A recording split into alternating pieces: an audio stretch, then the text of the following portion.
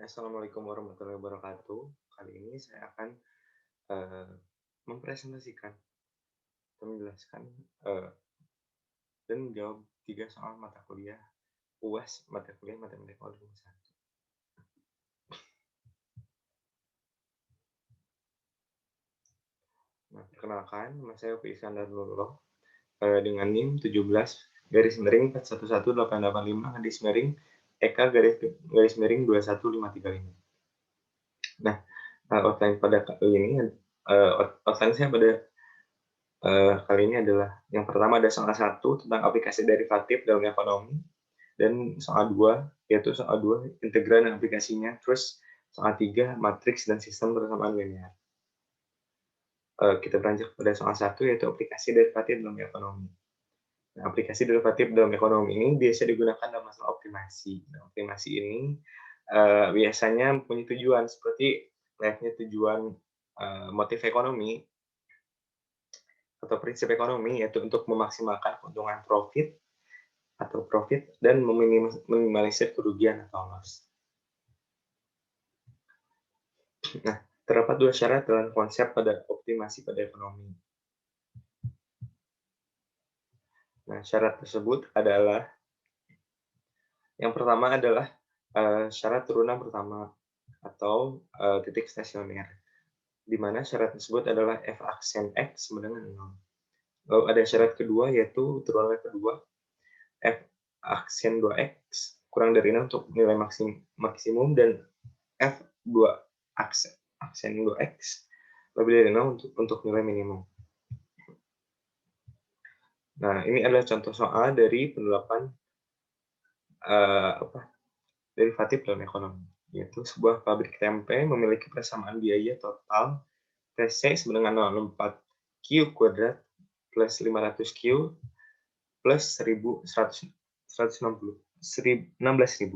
Berapakah jumlah tempe yang harus dibuat agar biaya rata-rata pembuatan tempe menjadi minimum, dan berapakah biaya rata-rata tersebut? Nah, untuk menjawabnya, kita kembali kepada persamaan ekonomi, yaitu average cost atau rata-rata biaya sama dengan total cost atau total biaya per Q atau per quantity. Nah, kita punya persamaan total cost di atas, yaitu kita masukkan saja ke persamaan ini, yaitu kita dapat AC sama dengan 0,4 Q kuadrat plus 500 Q plus 160.000 plus 16.000 per Q, kita dapat 0,4 Q plus 500 plus 160.000 per Q. Ini merupakan persamaan pertama yang akan kita gunakan selanjutnya. Nah, untuk mengetahui titik stasionernya atau titik di mana fungsi tersebut menghasilkan biaya minimum, maka harus diturunkan menjadi turunan pertama dan disamadenggarkan 0 sesuai dengan syarat yang pertama. Kita dapat AC aksen sama dengan 0,4 plus 16.000 Q min 2. Nah, dari titik-titik ini kita mendengarkan 0 dan kita dapat titik-titik stasionernya, yaitu Q sama dengan min 200 dan Q sama dengan 200.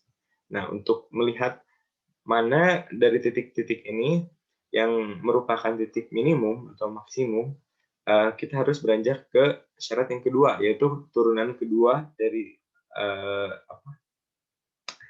persamaan ini harus lebih dari sama dengan 0. Nah, maka didapatkan turunan keduanya adalah 32.000 Q min 3. Nah, substitusikan titik-titik stasioner yaitu min 200 dan 200 ini kepada persamaan ini, lalu dapat AC sama dengan 0,004 untuk Q sama dengan 200 dan AC sama dengan min 0,004 untuk Q sama dengan min 200. Nah, di sini bisa kita lihat yang positif atau yang lebih dari 0 sesuai dengan syarat ini untuk nilai minimum, yaitu Q sama dengan 200. Nah, kita udah mengetahui nih tempe yang harus dibuat untuk meminimumkan biaya adalah sebesar 200. Untuk melihat biaya biaya total, biaya rata-ratanya dari tempe tersebut, kita harus memasukkan Q sama dengan 200 ke persamaan ini. Maka kita masukkan Q200 ke persamaan ini, average cost ini, maka kita dapat average cost dengan 660. Maka dari dua pertanyaan tersebut bisa disimpulkan bahwa untuk meminimalkan biaya, maka tempe yang harus dibuat adalah sebanyak 200 tempe dengan biaya rata-rata per tempe adalah 660. Nah, kita beranjak ke soal yang kedua tentang integral dan aplikasinya. Nah, suatu pabrik tekstil mempunyai mesin pencetak batik berumur 3 tahun dan memberikan pendapatan dengan rate N aksen T sama dengan 4T plus 3, 4 per 4T kuadrat plus 6T plus 1 dalam ratusan juta per tahun dan membutuhkan biaya sebesar C dengan 50 juta per tahun. Nah, kita diminta untuk menghitung satu pendapatan dalam 3 tahun dan dua profit dalam 3 tahun. Nah, untuk menjawab pertanyaan nomor 1, kita harus menggunakan konsep integral tentu. Nah, integral itu yang kita gunakan mempunyai interval 0 sampai 3 karena 0 ini menandakan kita belum mulai dan 3 menandakan tahun akhir yang kita ingin tahu hasilnya gitu. Dan di sini ada dt sebagai pertanda bahwa kita sudah mengintegralkan persamaan yang tadi. Nah, berhubung dengan persamaan tersebut adalah persamaan yang rumit atau yang susah, maka kita harus memisalkan persamaan yang bawah ini, yaitu persamaan yang paling kompleks menjadi U. Nah, kita turunkan U ini, yang U sama dengan 4T kuadrat plus 6T plus 1, menjadi DU per DT sama dengan 8T plus 6. Nah, kita rubah DU ini menjadi DT, dan kita dapat DT sama dengan DU plus 8T plus 6. Nah, semua komponen-komponen ini kita masukkan ke dan substitusikan ke persamaan ini, dan kita dapat integral 0 sampai 3, 4T plus 3 dikali U min 1 DU per 8T plus 6. Nah, U min 1 ini tadinya di bawah, kita naikkan ke atas, dan karena naik ke atas, maka dia dapat pangkat min 1. Nah, kita sederhanakan lagi, kita coret 4T plus 3 dengan 8T plus 6, hasilnya jadi setengah, kita geser ke kiri, dan sehingga didapat 1/2 integral 0 sampai 3 U min 1 DU. Nah, berdasarkan aturan logaritma untuk integral, maka bentuk seperti ini kita selesaikan dengan len. Kita masukkan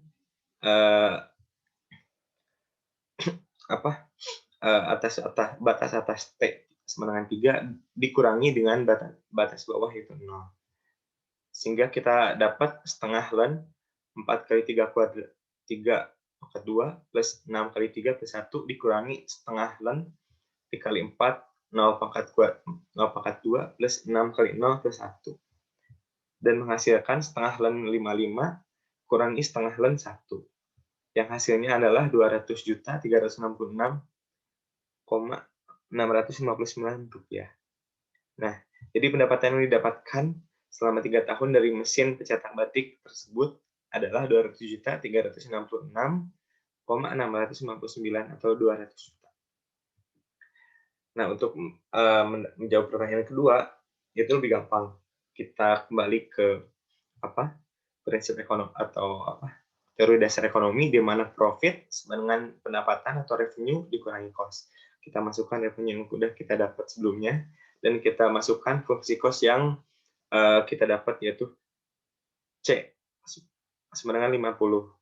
Di sini ada T sama dengan 50 itu adalah per tahun. Jadi kita kali T kali 3 tahun. Jadi kita masukkan T-nya sama dengan 3. Jadi 200 juta dikurangi 50 dikali 3. Ini 50 dalam juta ya.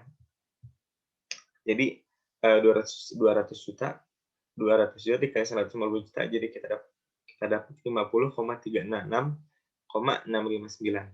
Jadi keuntungan yang didapatkan selama 5 tahun adalah 50 juta, dari mesin batik tersebut adalah 50.366,699 atau 50 juta. Kita beranjak lagi ke soal selanjutnya, yaitu tentang matriks dan sistem persamaan linear. Nah,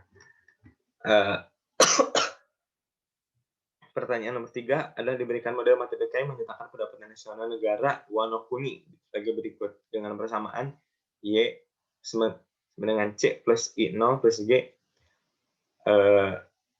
Persamaan kedua adalah C sama dengan A min B dikali Y min T0 dengan A lebih dari 0 dan B antara 0 dan 1. Terus kita dapat G sama dengan G kecil dikali Y dengan G antara 0 sama dengan 1. Nah, pertanyaannya adalah nyatakan model matematika di atas dalam bentuk AX sama dengan B. Dan kedua, jika diketahui I0 sama dengan 120 triliun dan A sama dengan 300 triliun, T0 sama dengan 800 triliun, B 1/4 dan G 3/4, tentukan titik keseimbangan pendapatan nasional dari model tersebut dengan menggunakan metode atau aturan Cramer. Nah, kita jawab dulu pertanyaan nomor 1. Atau nyatakan model matematika dasar ke dalam bentuk AX sama B. Untuk menyatakan model matematika ini ke dalam bentuk AX sama B, maka kita harus mengubah bentuknya terlebih dahulu semuanya.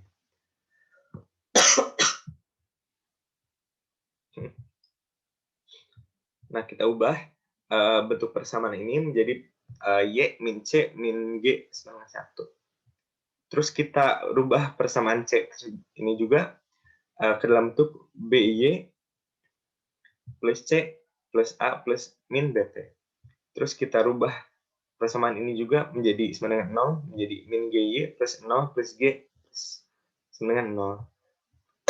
Nah, dari jika persamaannya udah berbentuk menjadi persamaan 1, 2, 3 ini, baru kita bisa menyatakannya dalam matriks AX sama dengan B. Seperti pada berikut ini. Nah, ini adalah bentuk persamaan matriks AX sama dengan B. Nah, ini adalah merupakan koefisien-koefisien. Ini adalah X-nya, dan ini adalah B atau hasilnya.